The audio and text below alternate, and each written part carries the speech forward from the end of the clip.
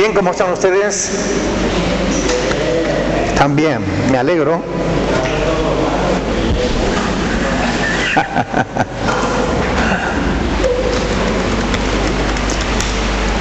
Bien, Primera de Corintios, capítulo 12. Estamos estudiando sobre la obra del Espíritu Santo, ¿verdad? En la iglesia. Por tanto, estábamos viendo cómo el Espíritu Santo capacita y pone en el cuerpo de Cristo a cada miembro con un propósito común. ¿Cuál es el propósito común de todos los dones? La edificación de la iglesia. Amén.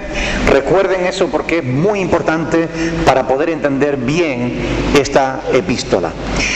Justamente la analogía de la iglesia como cuerpo y la edificación del cuerpo es fundamental también para poder interpretar correctamente este tema. La semana pasada nos quedamos en el verso 8, así que hoy vamos a seguir en el verso 9. Amén. Ahí estamos hablando de los diferentes dones y estábamos dando una breve reseña, una breve definición de en qué consiste cada uno de los dones. Ahí se dice, el versículo 9 dice, a otro fe. Amén. Esta fe de la que se habla aquí, evidentemente no se refiere a la fe salvadora, es decir, a la fe que todo el mundo tiene. Por todos los creyentes tienen. Si no tuviéramos fe no seríamos creyentes. No se refiere a la fe que tiene el creyente en su salvación o en el perdón de sus pecados por medio de la obra de Cristo. Se refiere a una fe sobrenatural, a un don especial para creer de una manera sobrenatural, para creer que Dios es capaz de obrar por encima incluso de las leyes de la naturaleza. Ese es el don. Hay personas, vemos en la Biblia, y ahora vamos a ver algunos casos, donde realmente creyeron a Dios más allá de lo razonable. ¿Ok? Cuando una persona cree a Dios más allá de lo razonable, y realmente Dios respalda eso, ahí estamos viendo justamente el don de fe puesto en obra. Así que fe o confianza sobrenatural para lo milagroso es la convicción de que Dios obrará de una manera sorprendente y sobrenatural. Por tanto, todos los cristianos tenemos fe, pero no tenemos ese tipo de fe, ¿verdad? Tenemos fe, creemos que Dios envió a su Hijo a morir por nosotros, que nuestros pecados son perdonados por la obra de Cristo y todo eso. Esa es la fe salvadora que le llamamos, ¿no? Pero aquí se está hablando del don de fe, no de la fe que salva, sino del don de fe. Por tanto, ¿sabemos diferenciar o no sabemos diferenciar? ¿Sí? ¿Lo tienen claro o no? ¿Seguro? No. Muy bien. ¿Perdón? La fe que cura, la fe que cura, la fe que es capaz de hacer milagros. O sea, ¿recuerdan algún milagro?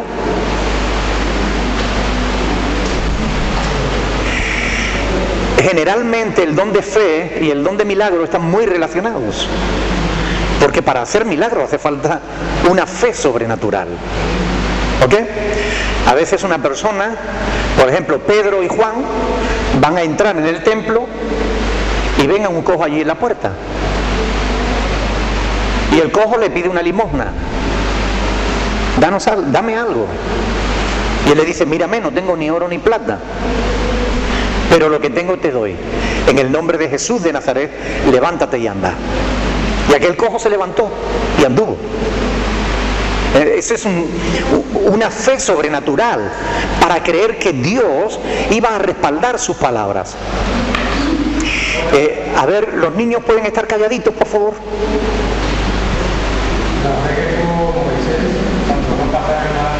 Por ejemplo, ¿verdad? Cuando Dios le dice a Moisés, no clame a mí, pónganse en marcha.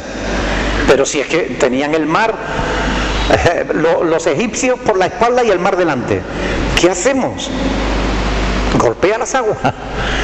Y allá va él y con toda la confianza, no os preocupéis que Dios hoy va a hacer un milagro.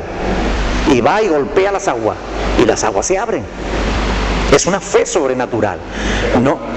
Actualmente eso se malinterpreta o lo utilizan muchas personas para engañar a otras personas. Hoy en día no existe ese don. Es decir, no sabemos de nadie que tenga ese don. Es más, a lo largo de Hechos de los Apóstoles, ¿recuerdan cuando estábamos estudiando el libro de los Hechos? Vemos cómo los milagros, las señales, los prodigios se produjeron al principio de la andadura de la iglesia. Conforme va avanzando el libro de los Hechos, cada vez se ven menos milagros, menos cosas sobrenaturales y cada vez más se hace referencia a la palabra. A la importancia de la palabra, a lo que está escrito, a las palabras de Jesús, a las palabras de Pablo, a las palabras de Pedro. Es decir, hay un proceso y lo que vamos a ver hoy justamente es eso. Las señales, los prodigios, los milagros fueron necesarios fundamentalmente en aquella época para respaldar la predicación de la palabra, para que la gente creyera que esa nueva... la palabra que se usa en la Biblia es secta. Ese nuevo movimiento que se ponía en marcha realmente era de Dios. Y Dios iba a dar testimonio. Vamos a ver algunos pasajes que lo confirman y que lo dicen literalmente así. Dios estaba dando testimonio a través de prodigios y señales de que aquella predicación era era suya. Era una predicación divina. Era el evangelio, el mensaje que venía del cielo. ¿Amén? Así que vamos a ir avanzando y conforme vamos avanzando vamos a ir dándonos cuenta de cómo esto es importante y se repite. Miriam.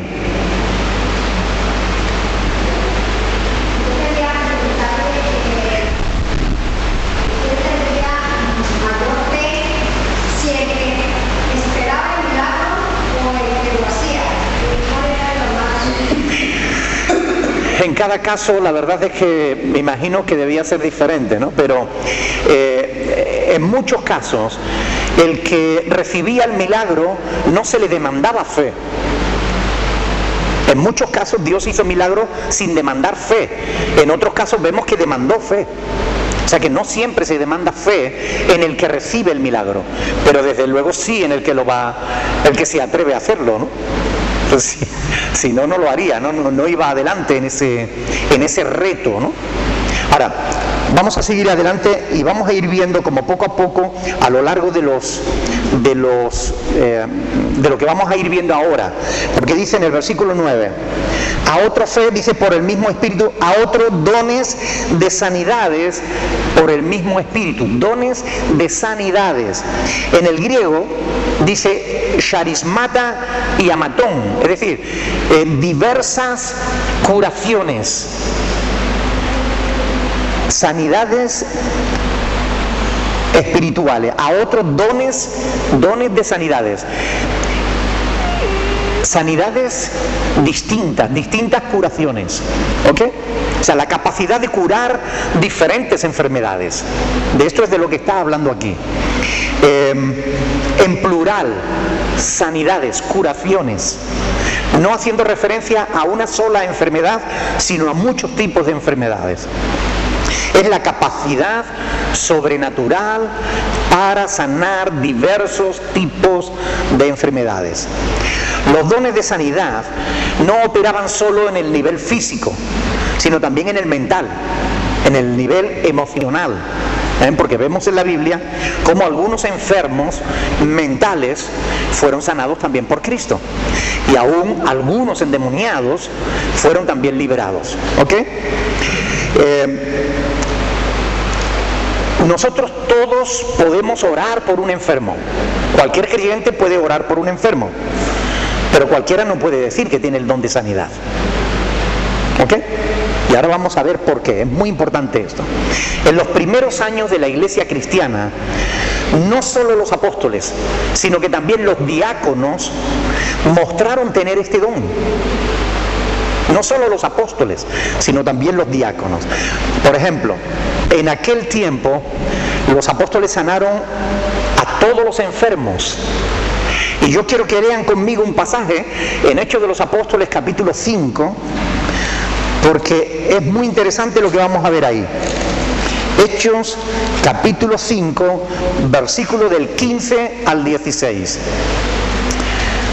Miren, era tal el poder que se manifestaba a través de los apóstoles que la gente creía que con que le diera la sombra de un apóstol a un enfermo podía sanar. ¿Ok? Hechos de los Apóstoles, capítulo 5, versículos 15 y 16. Mientras lo buscan, escuchen bien. Hechos 5 del 15 al 16. Decía que era tal el poder que se manifestaba a través de los apóstoles que algunas gentes pensaban que, sacaban a los enfermos a la calle para que al pasar ellos, aunque solo la sombra del apóstol pasara por el enfermo, porque se producían sanidades milagrosas. Miren, 5:15. Vamos a leerlo desde el 14. Dice, y los que creían en el Señor aumentaban más. Este es el motivo por el cual Dios hacía esas señales y esos milagros, para dar testimonio del poder de Dios para que la gente creyera. ¿Ok? Y los que creían en el Señor aumentaban más. Gran número, así de hombres como de mujeres. Tanto que sacaban los enfermos a las calles y los ponían en camas y lechos para que al pasar Pedro, a lo menos su sombra cayese sobre alguno de ellos. Fíjense, ellos pensaban, con que le dé la sombra al enfermo sanará. ¿Ok? Y dice, y aún de las ciudades vecinas venían a Jerusalén trayendo enfermos atormentados de espíritus inmundos, y todos eran ¿qué? Sanados. Todos eran sanados. Quédense con esto porque vamos a hablar de esto ahora. Todos eran sanados. Quiero que presten atención a esa frase. Vamos a ir ahora al capítulo 6 y vamos a ver cómo Felipe, Esteban, que eran diáconos, no eran apóstoles, ellos también hicieron milagros de sanidad. En Hechos capítulo 6, versículo 8, dice, y Esteban, lleno de gracia y de poder, hacía ¿qué? Grandes prodigios y señales entre el pueblo. Capítulo 8, versículo 6. Capítulo 8, versículo 6. Y la gente unánime escuchaba atentamente las cosas que decía Felipe, oyendo y viendo las señales que hacía. Versículo 7. Porque de muchos que tenían espíritus inmundos salían estos dando grandes voces, y muchos paralíticos y cojos, que decían, eran sanados. Es decir, y aquí se está hablando de diáconos, no se estaban hablando de apóstoles, ¿verdad? Capítulo 14, versículo 8. Hechos 14, versículo 8.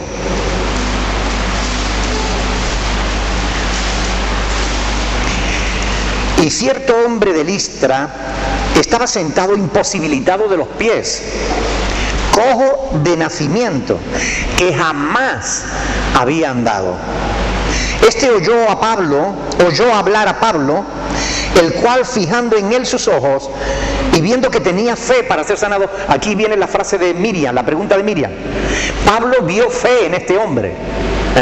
A otros no se le pide, pero aquí Pablo, al ver que tenía fe, dijo a gran voz, levántate derecho sobre tus pies, dice, y saltó y anduvo. Amén. Por tanto, vemos que las sanidades eran aquellas que realizaban los apóstoles y los diáconos en este primer periodo de la iglesia. Ahora, ¿recuerdan el capítulo 5, versículo 16, cuando dice, y todos eran sanados? ¿Realmente todos los enfermos que llegaban a los apóstoles eran sanados? Los que tenían fe, no.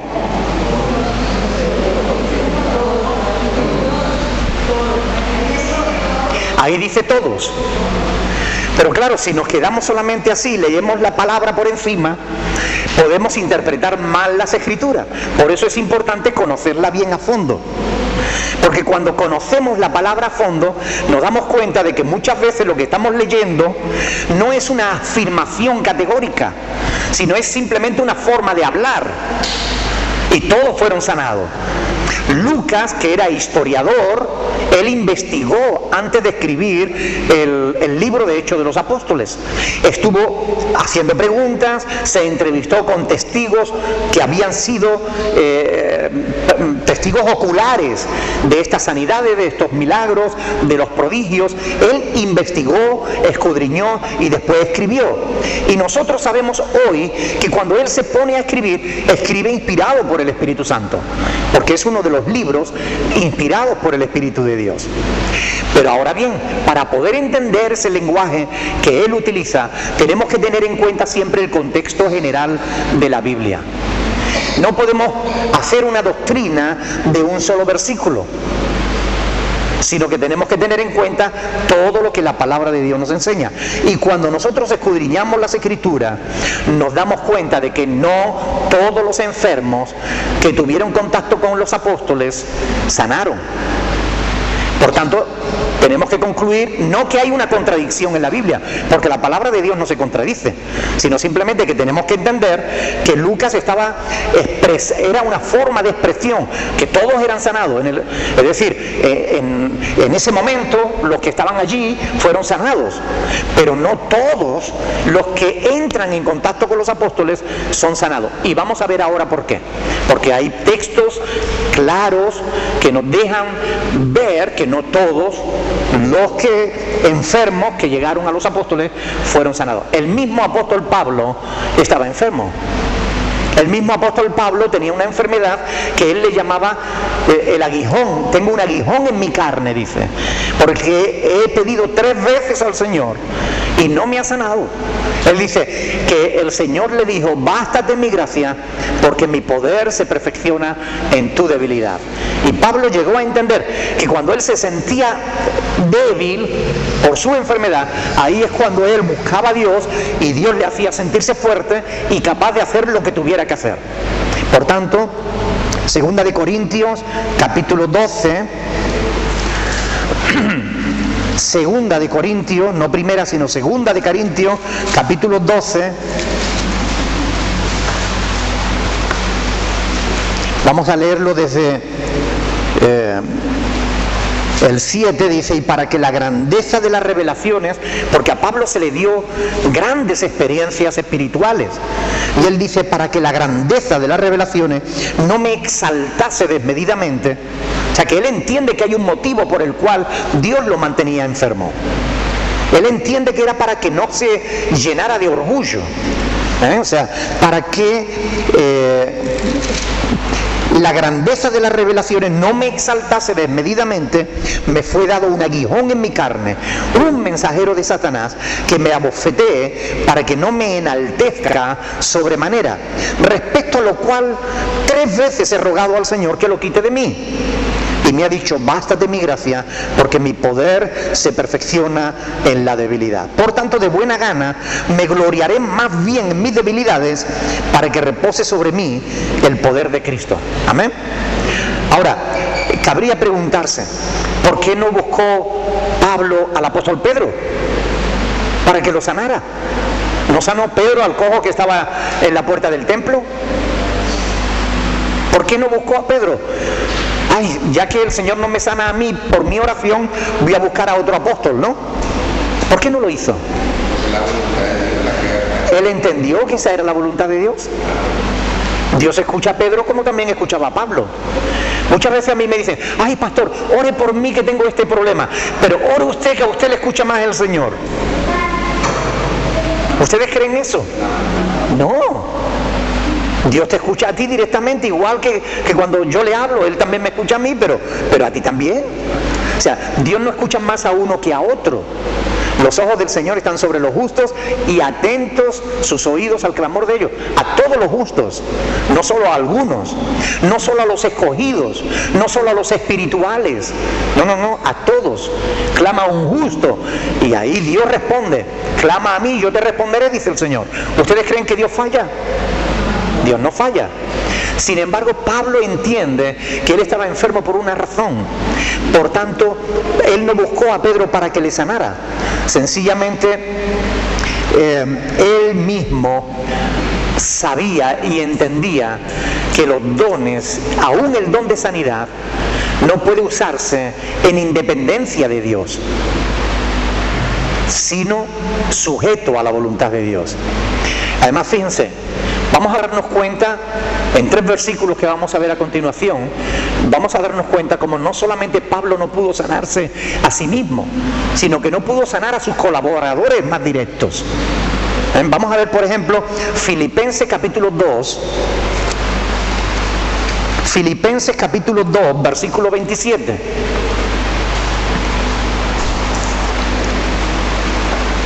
Vamos a leerlo desde el 25, para que tengamos aquello del contexto, ¿no?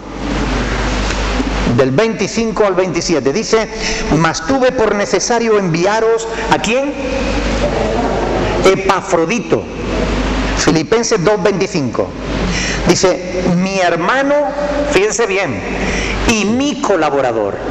Es decir, era un hermano que colaboraba con él directamente, alguien que pasaba tiempo con el apóstol Pablo, alguien que le conocía bien, posiblemente alguien a quien Pablo amaba en el Señor.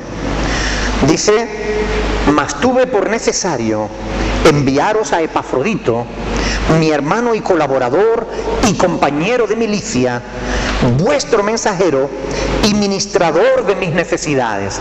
Es decir, el que le ayudaba a él a llevar la cuenta. ¿Ven? Dice, porque él tenía gran deseo de veros a todos vosotros y gravemente se angustió porque habíais oído que había enfermado. Pues en verdad estuvo enfermo. ¿Qué dice Pablo? A punto de morir. Pero Dios tuvo misericordia de él, y no solamente de él, sino también de mí, para que yo no tuviese tristeza sobre tristeza. Mire, Epafrodito, su amigo, su compañero de milicia, su colaborador, estuvo enfermo, a punto de morir. Y no dice que fuera él quien pudiera sanarlo, sino que Dios tuvo misericordia. Vamos a ver 1 de Timoteo, capítulo 5. 1 de Timoteo, capítulo 5.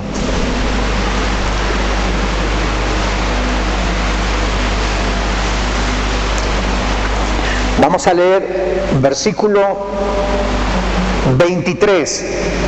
Le dice Pablo a Timoteo, 5:23. Dice, ya no bebas agua, sino usa un poco de vino. ¿Por causa de qué? De tu estómago y de tus frecuentes enfermedades. ¿Por qué Pablo no le dijo, no te preocupes, Timoteo, cuando yo llegue voy a orar por ti para que seas sanado? ¿Por qué Pablo no le hizo eso?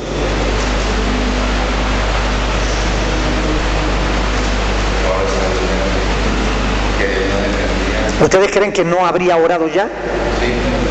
¿Ustedes creen que si un compañero suyo de milicia, si un colaborador suyo estaba enfermo, ¿ustedes creen que Pablo no hubiera orado? Claro, y con toda la fe del mundo. ¿Le fallaría la fe a Pablo? No, no es cuestión de fe. Es que el don de sanidad tenía un objetivo concreto, que nosotros vamos a ir viendo ahora. Pero cuando no era por ese objetivo, Dios no actuaba en el don de sanidad. Por eso, si alguien ora y un enfermo sana, que no se le ocurra decir, es que yo lo sané porque yo tengo el don de sanidad. Oiga, sea prudente, por favor. ¿Ok? Sea prudente. Miren, 2 de Timoteo capítulo 4, versículo 20. Segunda de Timoteo 4:20.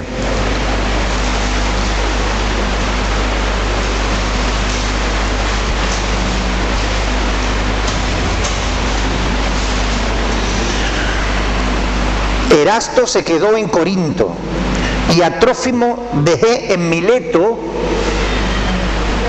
enfermo. ¿Cómo que lo dejé enfermo? ¿No tenía el don de sanidad? ¿Pablo? Sin duda. Pero el don de sanidad actuaba con un objetivo concreto. Y esto es muy importante que lo entendamos. Porque si no entendemos bien la Escritura, acabamos diciendo tonterías.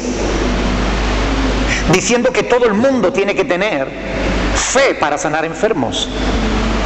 Que todo el mundo tiene que hablar lenguas, que todo el mundo tiene que echar espíritus demoníacos. Y eso es interpretar mal las Escrituras. Y nosotros estamos viendo cómo ni siquiera los propios apóstoles podían sanar a todo el mundo, ni tampoco ellos pudieron liberar a todo el mundo, ni tampoco ellos. Todos hablaron en lenguas. Esto no contradice en absoluto Hechos capítulo 5 versículo 16, donde decía que todos eran sanados, porque Lucas está haciendo referencia a un caso concreto en un momento determinado, en un lugar determinado. Pero no podemos interpretar la palabra mal, porque acabamos haciendo doctrinas erróneas.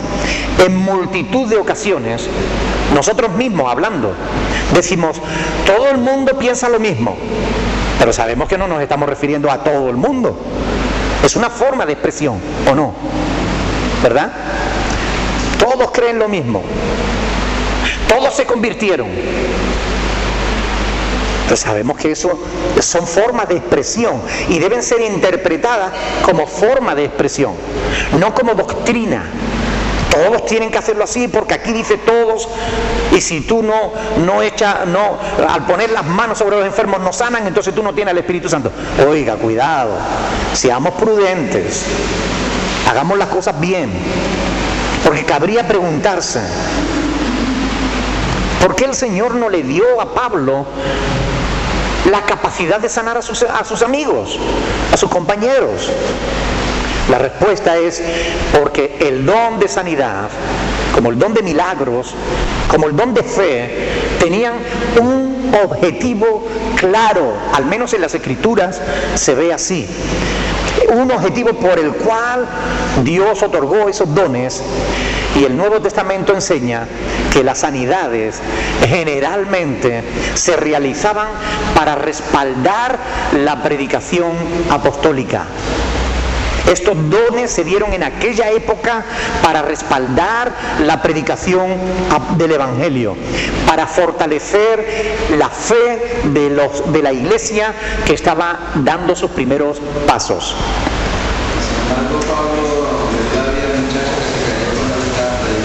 Ajá, claro.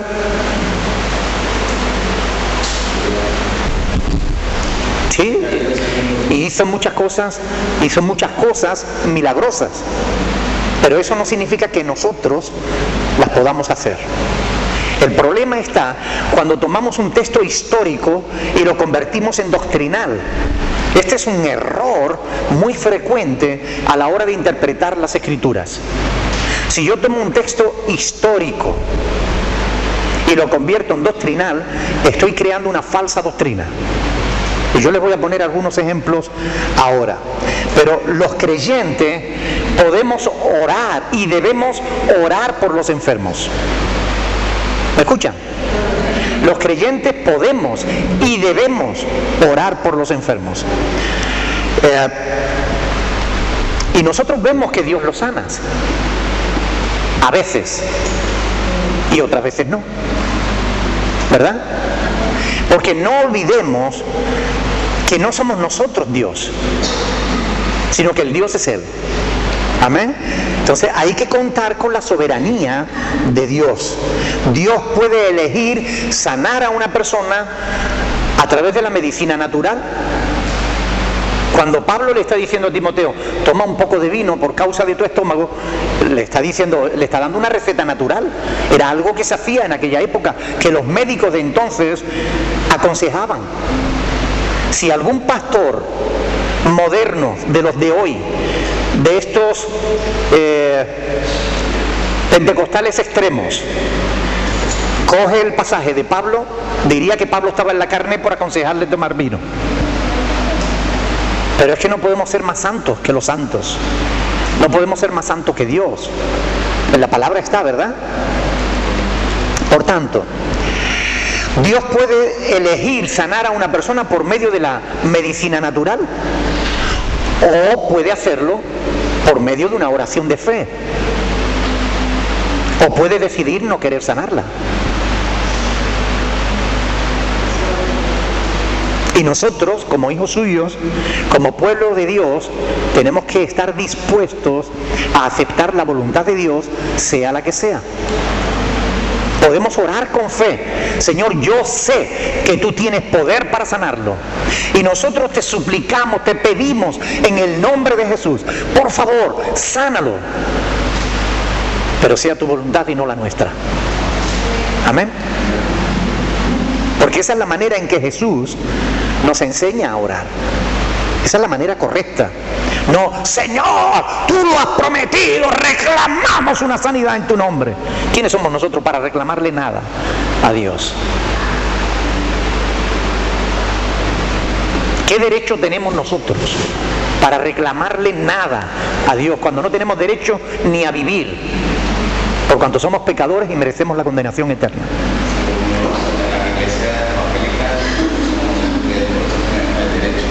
¿Perdón? Porque somos hijos de Él, por eso tenemos ese derecho. ¿Dónde se nos ha dado ese derecho? Primero, cuando nosotros reclamamos a Dios cualquier cosa, lo primero que estamos diciendo es que Dios no nos quiere dar eso que le estamos reclamando. Porque se reclama algo cuando no te lo quieren dar. Si no, lo que tienes que hacer es pedirlo, ¿o no? Empecemos por pedir. Y si Dios no nos lo quiere dar, lo que tenemos que hacer es sujetarnos a su voluntad y no exigir que Dios se sujete a la nuestra. ¿No les parece? En la Biblia no está que yo le tenga que reclamar a Dios nada. Pedid, se nos dice, y se os dará. Pero no se nos dice exigid o reclamar, porque no tenemos ningún derecho de hacerlo. Ninguno. No hay ni un solo pasaje que nos enseñe eso. Pero esa es una actitud humanista, filosófica, del hombre de hoy que se pone en el lugar de Dios. Y esa filosofía lleva al hombre a desplazar a Dios del trono. El hombre se sienta en el trono y Dios está para servirle a él. Señor, tú tienes que hacerlo porque tú lo has dicho, porque tú lo has prometido y tú tienes que cumplir tu palabra. ¿Con qué derecho le hablamos nosotros así al Creador? No hay excusa para hacer eso. Dios es soberano. Más adelante, cuando la iglesia fue caminando, cuando el tiempo fue avanzando, cuando ya había cartas, escritos del Nuevo Testamento, ya hay una doctrina. Ya no son textos históricos, ahora vienen doctrinas. Vamos a ir a Santiago, que es una epístola doctrinal, y ahí sí vamos a entender cuál es, digamos, el proceso que debemos seguir cuando hay un enfermo en la iglesia. Santiago capítulo 5. Santiago capítulo 5, versículo del 13 al 16. Santiago 5 del 13 al 16. Dice ahí la palabra: ¿está alguno entre vosotros afligidos? Aquí es importante entender que Santiago le está escribiendo a la iglesia y le está diciendo: ¿está alguno entre vosotros afligido? ¿Qué debe hacer? Oración. Haga oración. ¿Está alguno alegre? ¿Qué debe hacer? Cante alabanzas. ¿Está alguno enfermo entre vosotros? ¿Qué debe hacer? llame a los ancianos de la iglesia, no se refiere a la gente de más edad, se refiere a los pastores. La palabra ancianos, obispos y pastores son tres sinónimos dentro del Nuevo Testamento. Por tanto, llame a los ancianos de la iglesia y oren por él, ungiéndole con aceite en el nombre del Señor. Y la oración de fe salvará al enfermo, y el Señor lo levantará, y si hubiere cometido pecado no le serán perdonados. Le serán perdonados. Y confesad vuestras ofensas unos a otros y orad unos por otros para que seáis sanados. La oración eficaz del justo puede mucho. Amén. Es decir, ¿qué hay que hacer cuando tenemos un enfermo en la iglesia? ¿Hay que buscar a alguien que tenga el don de sanidad? No. ¿Hay que buscar a un apóstol? No. Lo que tenemos es que buscar a los ancianos de la iglesia para que oren por él en el nombre del Señor. Y Dios oirá y sanará al enfermo si es su voluntad. Amén. Porque Dios sigue siendo soberano. Y que Él haya dicho que lo va a sanar no quiere decir que lo vaya a hacer en todas las ocasiones. Lo hará dependiendo de su plan maestro. Y esto es importante tenerlo en cuenta. Nunca un cristiano debe ponerse en el lugar de Dios. Nunca un creyente debe sentarse en el trono donde solamente Dios debe estar, por muy hijo de Dios que seamos. Así que debemos aprender a entender la Escritura. Por ejemplo, fíjense lo que dice aquí: y la oración eficaz del justo puede mucho. Esta frase ha sido también muy mal interpretada. Yo les pregunto a ustedes, ¿qué poder hay en la oración?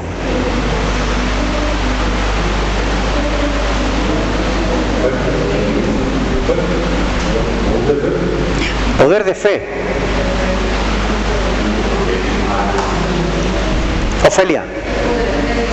El poder de Dios. Es decir, el poder no está en la oración en sí, sino en Dios, que promete responder a esa oración. Pero a veces desplazamos el poder de Dios y no asumimos el poder nosotros. Ora porque la oración es poderosa, porque el poder de la palabra, porque el poder de la oración, y estamos poniendo el énfasis en lo que nosotros hacemos, más que en lo que Dios ha dicho que va a hacer. Entonces nos damos la gloria a nosotros mismos en vez de dársela a Dios. Por eso es importante entender que hay frases en la Biblia que son expresiones que debemos interpretar adecuadamente para no confundirnos. El poder no está en la oración en sí. Mis palabras no tienen ningún poder, más allá de que Dios ha dicho que la va a responder. Ahí es donde está el poder, en Dios. ¿Entienden? ¿Están de acuerdo o no? No están de acuerdo, lo dicen, y buscamos pasajes que realmente lo expresen con claridad. No tener en cuenta estos detalles nos llevan a falsas doctrinas. Por eso hay tantas falsas doctrinas hoy en la iglesia, porque a veces se interpretan de forma literal pasajes que no deben ser interpretados de forma literal. 1 Corintios capítulo 12, versículo 10. A otro el hacer milagros. Amén. Milagros. Energémata, dinameón. Es decir, actividades milagrosas. Se refiere a manifestar el poder sobrenatural de Dios, poner en acción el poder sobrenatural de Dios, capaz de superar las leyes de la naturaleza. Nosotros vimos en el Antiguo Testamento, vemos cómo se realizaron milagros prodigiosos. ¿Recuerdan, por ejemplo, alguno? Por ejemplo, Moisés. ¿Recuerdan los milagros que hizo Moisés? Abrir el mar. ¿Qué más? ¿Perdón? Tocaba la roca y brotaba agua, ¿verdad? Pero agua en cantidad, porque para dar de beber a un pueblo tan numeroso, se calcula que había entre 1,5 millones y 3 millones de personas cuando salieron de Egipto. Así que imagínense para dar de beber a toda esa gente y también al ganado. O sea, debió ser un manantial enorme. Pero ¿fue un milagro o no? Vemos milagros poderosísimos que fueron realizados. ¿Recuerdan cuando Josué estaba peleando en la batalla y vio que el enemigo se le escapaba y le dijo al sol, párate en Gabaón, y el tiempo se detuvo? El sol no siguió avanzando, es decir, la tierra se paró, dejó de avanzar la sombra y él pudo terminar la batalla. ¿No fue un milagro eso poderoso? Hay muchísimos que podemos ver. ¿Quién no ha leído los milagros de Elías o de Eliseo?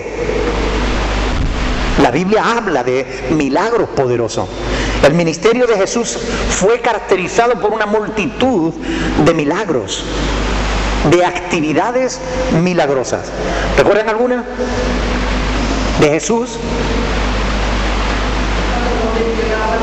Cuando convirtió el agua en vino, cuando le dio vista al ciego, cuando anduvo por encima de las aguas, cuando resucitó a Lázaro. O sea, Andrés, no te oigo. Cuando sanó a los leprosos. O sea, Jesús hizo una gran cantidad de milagros. ¿Ok? Y esto es importante. El libro de los Hechos registra también cómo los propios apóstoles fueron librados de forma milagrosa cuando estaban presos. ¿Recuerdan? Pedro estaba encerrado en la cárcel y ¿qué pasó? Dios le envía un ángel, abrió las puertas, se le cayeron las cadenas de las manos y él salió con el ángel y por delante de los guardas y no le vieron. Pablo estaba encarcelado, Dios provocó un terremoto, las cárceles se abrieron. O sea, Dios ha hecho cosas realmente poderosas y hemos visto muchos milagros a lo largo de toda la Sagrada Escritura. Ahora, es importante que entendamos que cuando Pablo incluye milagros entre los dones espirituales, no se está queriendo decir que todos los creyentes pueden hacer milagros. ¿Entendieron? No todos los creyentes podemos hacer milagros. Es un enorme error interpretar lo sobrenatural como si fuera algo natural. Lo sobrenatural es sobrenatural porque no es natural. Un milagro es algo sobrenatural, no es algo cotidiano. No podemos pretender hacer milagros todos los días porque no se nos ha dado esa capacidad. Bien, yo quiero llevarles a un pasaje de la Escritura que algunos malinterpretan. Marcos capítulo 16. Vamos a coger al toro por los cuernos. Vamos a lidiar con este asunto desde la perspectiva de la Sagrada Escritura. Marcos capítulo 16, versículos del 14 en adelante. Dice, finalmente se apareció a los 11 mismos, estando ellos sentados a la mesa, y les reprochó su incredulidad y dureza de corazón, porque no habían creído a los que le habían visto ¿qué? Resucitado. ¿Recuerdan?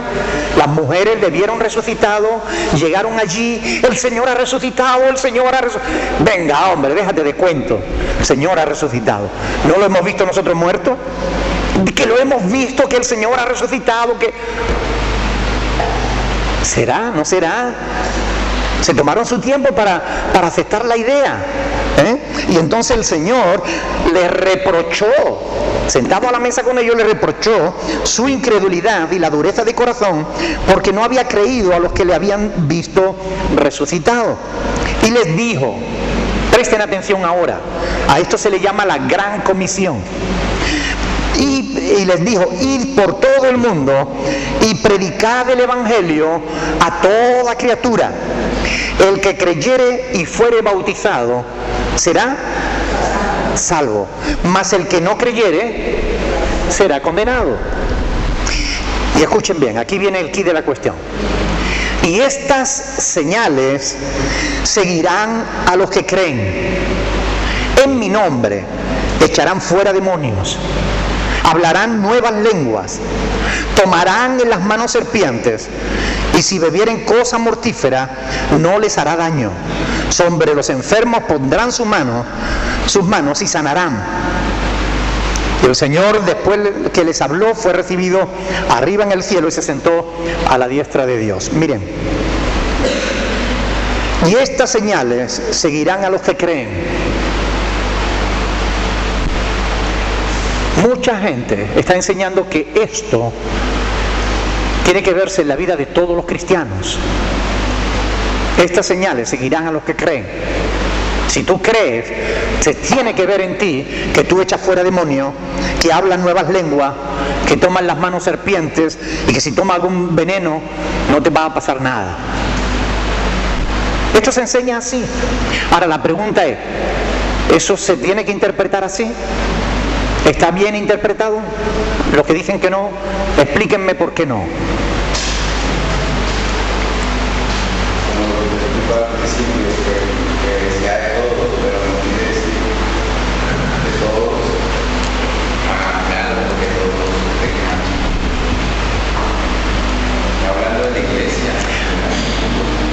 ¿Alguien me puede decir bíblicamente por qué no? ¿Argumentos bíblicos? ¿O por qué sí? Porque hay una primera de Corintios 2, 28 dice, dice Pablo, todos son apóstoles, son todos profetas, son todos maestros, hacen todos milagros. Perfecto. Primero de Corintios capítulo 12, versículos del 27 al 31, ahí Pablo pregunta, y todas esas preguntas que él hace requieren la misma respuesta. ¿Son todos apóstoles? No. ¿Son todos profetas? No. ¿Hacen todos milagros? No. ¿Hablan todos lenguas? No. Es decir, en la iglesia no todo el mundo tiene que hacer de todo. Pablo dice en 1 de Corintios, si todo el cuerpo fuese ojo, ¿dónde estaría el oído? Si todo fuera boca, ¿dónde estaría el pie? Por tanto, en la iglesia no todo el mundo tiene que hacer de todo. Por tanto, cuando interpretamos la Escritura de que estas señales deben seguir a todos los que creen, lo estamos entendiendo mal. Porque no estamos teniendo en cuenta la interpretación correcta de este pasaje. Habría que preguntar, ¿quién está hablando? Jesús. ¿A quién le está hablando? A los apóstoles. Ahora, ¿somos nosotros apóstoles? Por tanto, esta palabra no era para nosotros, era para los apóstoles. ¿Cumplieron los apóstoles esta profecía? Sobradamente. Y el libro de los Hechos de los Apóstoles da testimonio de que se cumplió en ellos. Claro. Dice, versículo 20, Marcos 16, 20, y ellos saliendo predicaron en todas partes, ayudándoles el Señor y confirmando la palabra con las señales que le seguían. Es decir, las señales tenían como objetivo confirmar la palabra que estaban predicando. ¿Lo entendemos o no? ¿Alguna duda? Porque es importante que interpretemos bien la palabra. Entonces algunos dicen, no, pero la gran comisión es para todo el mundo. No, señor. Esa gran comisión, si la basamos en Marcos capítulo 16 o en Mateo capítulo 28, nos estamos equivocando. Porque ahí Jesús, en esos dos pasajes, estaba hablando con sus 11 apóstoles. Recuerden que Judas se había ahorcado y que Pablo todavía no se había convertido. Por tanto, estaba hablando con los 11 apóstoles. Y a ellos es a quien Cristo les dice esto. Ahora, ¿existe la gran comisión? Sí, señor, claro que existe. Vamos a ir a Mateo capítulo 10 y vamos a ver la gran comisión. Mateo capítulo 10, versículo del 31, del 32 al 33.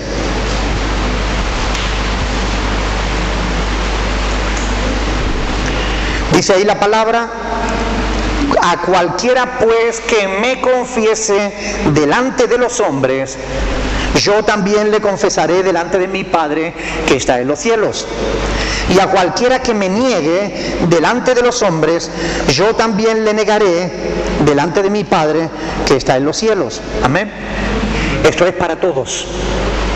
Esto no es solo para los 11 apóstoles. Esto es para todo el mundo. Todo el mundo tenemos el deber de confesar nuestra fe en Jesús. ¿Están de acuerdo o no?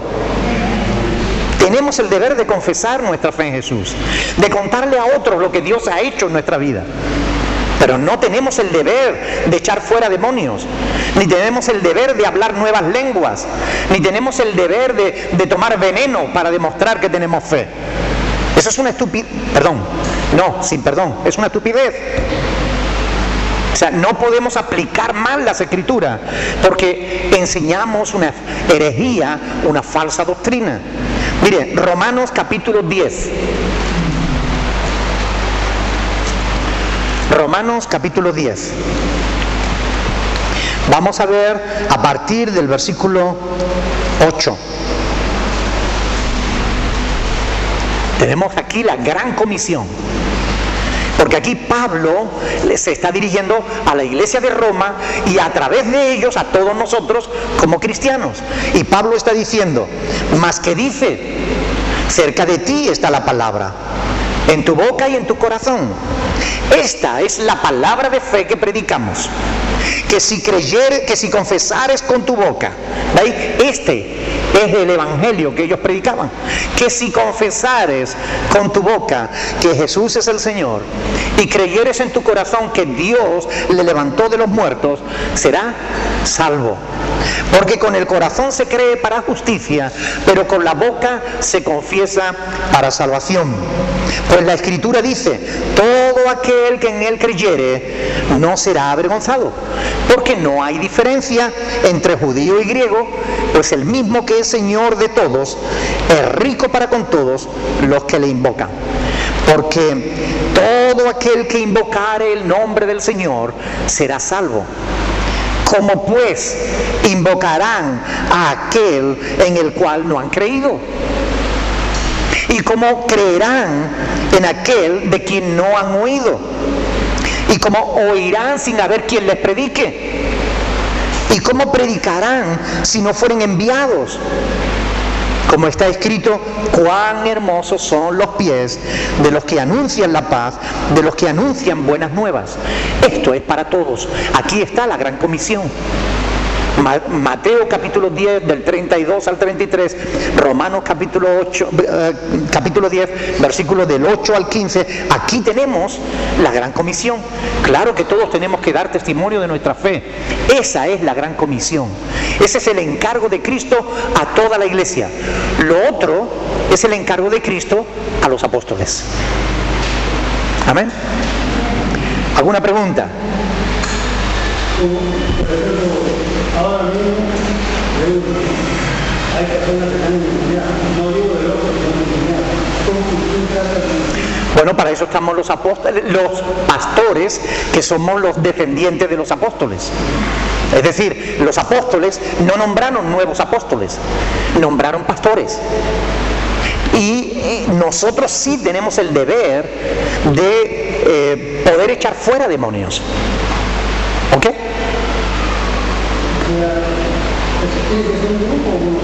No. No hace falta que sea un grupo. Cada pastor debiera ser capaz de echar fuera un demonio, ¿no? Un momentito, por favor. Por medio de la oración, no, por medio de una orden. O sea, en la Biblia no se ve que ante una persona endemoniada el apóstol o el pastor o el Señor se ponga a orar. Le dice al demonio: te ato y te echo fuera. O sea,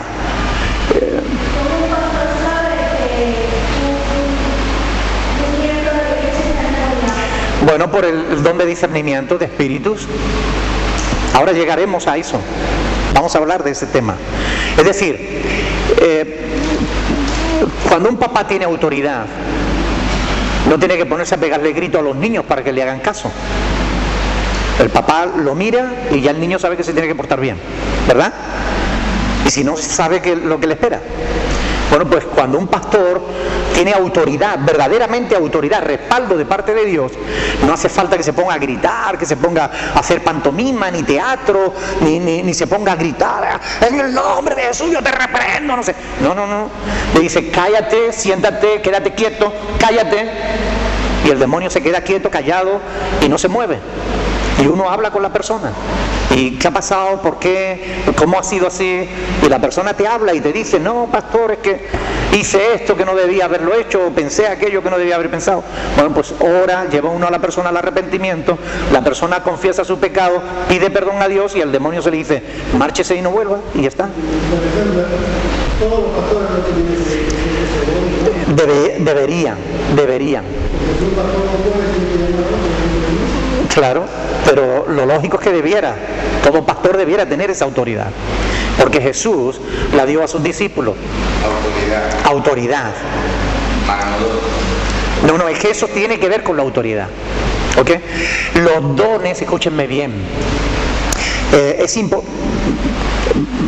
Segunda de Corintios capítulo 12, versículo 12. Vamos a ver una cosa interesante. Segunda de Corintios capítulo 12, versículo 12. Vamos a leerlo desde el 11 para que sepamos el contexto de qué está hablando Pablo. Pablo, le estaban diciendo que Pablo no era apóstol, que no sé qué, y él está, Segunda de Corintios 12, 12. Segunda de Corintios 12, 12. Escuchen bien. El apóstol Pablo estaba defendiendo su ministerio. Le estaban diciendo que si él no era apóstol, que si no sé qué. Y Pablo dice en el versículo 11, me he hecho un necio al gloriarme. Vosotros me obligasteis a ello. Pues yo debía ser alabado por vosotros, porque en nada he sido menos que aquellos grandes apóstoles, aunque nada soy. Con todo, las señales de apóstol han sido hechas entre vosotros en toda paciencia. ¿Por qué? Por señales, prodigios y milagros. Las señales, los prodigios, los milagros eran las señales de los apóstoles. Era lo que confirmaba el ministerio apostólico. Hoy ya no hay apóstoles, no es necesario que haya señales, prodigios y milagros. ¿Eso significa que Dios no hace milagros? No, Dios sigue teniendo el mismo poder. Si Él quiere, obra de una forma milagrosa cuando Él quiera. Él sigue obrando de forma poderosa. Pero no hay nadie que pueda decir que tiene el don de sanidad, el don de milagro, el don de fe, porque se está engañando a sí mismo y está intentando engañar a los demás. Los prodigios, las señales, los milagros eran señales, evidencias que confirmaban el ministerio apostólico. Pablo lo está diciendo con toda claridad. Con todo, las señales de apóstol, esos son. Las señales de apóstol han sido hechas entre vosotros en toda paciencia por señales, prodigios y milagros. Esos son señales de apóstol. Es decir, una forma sobrenatural por medio de la cual Dios confirmaba que esa persona era verdadero apóstol. Y al principio de la iglesia fue necesario. Ya no hay apóstoles, por tanto no es necesario. Pretender que esta experiencia relacionada con los apóstoles y los primeros pasos de la iglesia se repita en todos los creyentes, no solo es absurdo, poco inteligente, sino que tampoco es bíblico. No hay ni un solo pasaje que podamos utilizar para afirmar que todos los creyentes deben tener poder, que todos los creyentes deben echar demonios, que todos los creyentes deben hacer milagros, que todos los creyentes deben tener una fe sobrenatural. No hay. El contexto general no nos permite hacer esa interpretación. Eran señales, prodigios y milagros que Dios hacía para dar evidencia, para dar respaldo al ministerio apostólico. ¿Preguntas? Vayan buscando Hebreos capítulo 2, Hebreos capítulo 2, versículo 4. Hebreos capítulo 2, versículo 4. Fíjense, vamos a leerla desde el 3 o desde el 2, por aquello del contexto. Hebreos 2, del 2 al 4. Miren, es que es importante cuando no solo un pasaje, sino muchos pasajes nos están dando y transmitiendo una verdad, tenemos que aceptar esa verdad. No una doctrina que se sustenta en una mala interpretación de otro pasaje, sino que hay que ver qué es lo que realmente está enseñando la Biblia. Hebreos 2, del 2 al 4. Porque si la palabra dicha por medio de los ángeles fue firme, y toda transgresión y desobediencia recibió justa retribución, ¿cómo escaparemos nosotros si descuidamos una salvación tan grande? Aquí los calvinistas se hacen un lío. Aquí hay algunos que dicen que la salvación no se puede perder. Pero el autor de Hebreos está diciendo, ¿cómo escaparemos nosotros si descuidamos una salvación tan grande? La cual, habiendo sido anunciada primeramente por el Señor, no fue que confirmada por los que la oyeron, testificando Dios juntamente con ellos, ¿con qué? Con señales y prodigios y diversos milagros y repartimientos del Espíritu Santo según su voluntad. ¿Es claro o no es claro? Los milagros, las señales, los prodigios, todo eso era para respaldar, para confirmar la predicación del Evangelio, para confirmar que ese nuevo grupo que surgía, esos seguidores de Cristo, tenían el sello de Dios. Dios estaba ahí respaldando, confirmando la predicación que ellos realizaban por medio de las señales y prodigios que Dios hacía. Testificando Dios juntamente con ellos. Era el testimonio de Dios con señales y prodigios y diversos milagros y repartimientos del Espíritu Santo según su voluntad. Recuerden que siempre es según la voluntad del Señor. Nunca es a petición o a criterio de la persona. No es a criterio del creyente, es a criterio de Dios. Amén. Pregunta.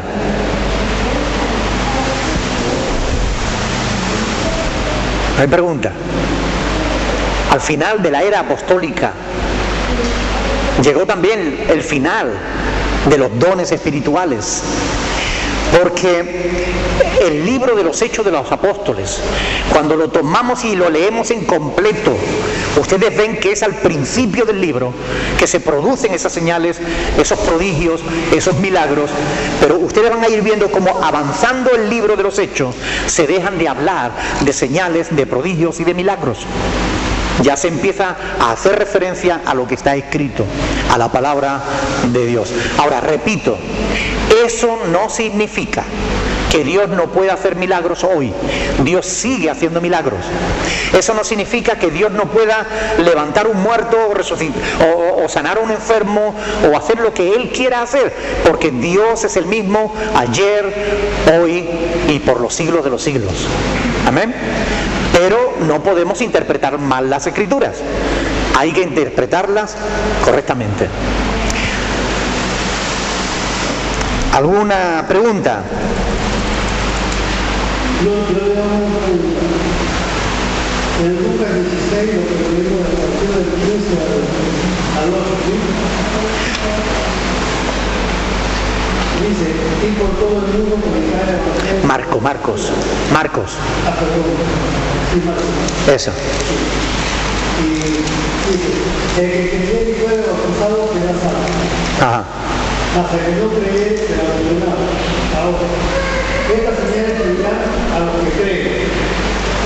En mi nombre echarán fuera demonios, hablarán nuevas lenguas, tomarán en las manos serpientes, beberán cosas mortíferas, no les dará daño. Sobre los enfermos pondrán las manos se sanarán. Pero esto ahora no se ve, no se da. A ver. Ya hemos dicho que Dios ha establecido un medio para cuando hay un enfermo. La doctrina doctrina que la palabra de Dios nos enseña, no esto, que es un texto histórico, que nos dice lo que Jesús le encargó a los apóstoles. Este es un texto histórico, no es doctrinal. No nos dice a nosotros que todos tengamos que hacer esto. Es un texto histórico que nos dice lo que Jesús le encargó a los apóstoles. Ahora, el texto doctrinal lo tenemos en Santiago, capítulo 5, que es donde decía, si hay algún enfermo entre vosotros, llévelo a los ancianos de la iglesia y oren por él. Ese es el proceso que la Biblia nos enseña que debemos seguir cuando hay enfermos. Más pregunta. Todo eso era para el tiempo de los apóstoles, para los apóstoles. Eso lo vamos a ver más adelante porque vamos a hablar justamente de ese tema. La próxima semana seguramente estaremos hablando del don de lenguas. Hablando en lenguas. ¿Alguna pregunta? Bueno, pues entonces lo dejamos aquí para la próxima semana, donde continuaremos con la ayuda del Señor, si Dios nos lo permite. Continuaremos la próxima semana, pues, con el estudio de la primera epístola del apóstol Pablo a los Corintios. Es muy interesante estudiar la Biblia, pero escuchen bien. Para estudiar bien la palabra hay que estudiarla en su contexto general. No podemos interpretar un pasaje sin preguntarle quién, a quién, qué, cómo, dónde, por qué, para qué tiene eso que ver con nosotros. Porque cuando le hacemos pregunta al texto es cuando empezamos a entender el texto. ¿Ok? Si simplemente lo leemos y lo interpretamos a nuestra manera, seguramente nos equivocaremos. Para eso está la hermenéutica, las reglas de la interpretación bíblica, para que las sigamos. Y cuando seguimos las normas de la hermenéutica, interpretamos mejor la Escritura porque tenemos en cuenta el contexto inmediato y el contexto general. Es decir, el contexto inmediato son los pasajes que hay antes y después. Y el contexto general es qué se dice de ese mismo tema a lo largo de toda la Biblia. Cuando tenemos en cuenta ese contexto, es mucho más fácil que interpretemos bien las Escrituras. Amén. Bien, vamos a ponernos de pie, vamos a orar al Señor.